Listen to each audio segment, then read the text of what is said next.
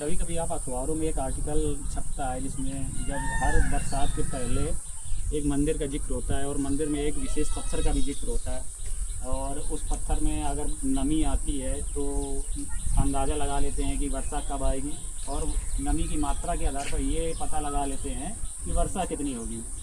तो हम जब छोटे से थे तब से हम पहले गांव में रहते थे, फिर शहर में पढ़ने के लिए आ गया तो शहर में भी रहते हैं। हम जब गांव में थे तब भी वो आर्टिकल पढ़ते थे और आज शहर में रह रहे हैं तब भी वो आर्टिकल पढ़ते थे। तो कौतूहल होता था मन में कि ऐसा कौन सा मंदिर है भाई ऐसा कि जो वर्षा की आने की सूचना दे देता था, वर्षा का समय बता देता था और कितनी वर्षा होगी ये भी जानकारी दे देता था। तो आज हमें समय मिला समय निकाला हमने अपनी बच्चे की दिनचर्या में, हमने और हमारे साथी उत्कर्ष ने, और सामने है वो मंदिर जिसके बारे में हम बचपन से पढ़ते आ रहे थे। उसे कहते हैं भगवान जगन्नाथ का मंदिर।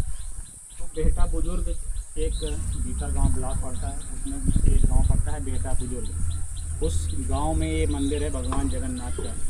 तो हम जब अंदर बैठे थे गर्भगृह में तो यहाँ के जो मुख्य पुजारी हैं उन्होंने बहुत सी बातें बताई। उन्होंने उसके ऊपर जो पत्थर लगा था उसके बारे में भी बताया कि ये पत्थर जब बरसात शुरू होती है तो ये पत्थर गीला हो जाता है और इससे बूंदें टपकने लगती हैं। उससे हम पता कर सकते हैं कि बरसात कितने समय में आएगी और कितनी मात्रा में होगी। तो भारत का एक इकलौता ऐसा मंदिर है ये जो वर्षा के आने की सूचना दे देता है। हमने बहुत से साइंटिफिक इंस्ट्रूमेंट ईजाद किए जिससे पता चल जाता है कि यहाँ वर्षा कितनी होगी और कब आएगी, पर सैकड़ों साल पहले लोग नहीं पता कर पाते थे। ये यहाँ के कहते हैं कि जो यहाँ के जो किसान होते थे तो इस मंदिर में पत्थर के गीलेपन से ही पता लगा लेते थे कि यहाँ वर्षा कितनी होगी और कब आएगी, तो उसी के अनुसार वो अपनी खेती भी शुरू करते थे, ऐसा भी सुनने में आता है।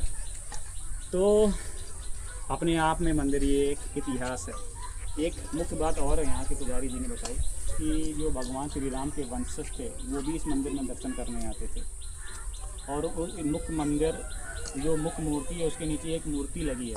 उन्होंने कहा कि ये मूर्ति हड़प्पा काल में जो खुदाई में जो मूर्ति निकली थी उससे भी ये रिलेटेड है, क्योंकि ये ध्यान मुद्रा में जैसी मूर्ति हड़प्पा सभ्यता में निकली थी वैसी मूर्ति बिल्कुल डिट्टो वही उसी मुख्य मूर्ति के नीचे थी। तो कहते हैं कि जो महाभारत काल है उसके पहले जो हड़प्पा काल है उसके बाद जितने भी राजवंश आए राजाएँ आए उनसे ये मंदिर जुड़ा हुआ था।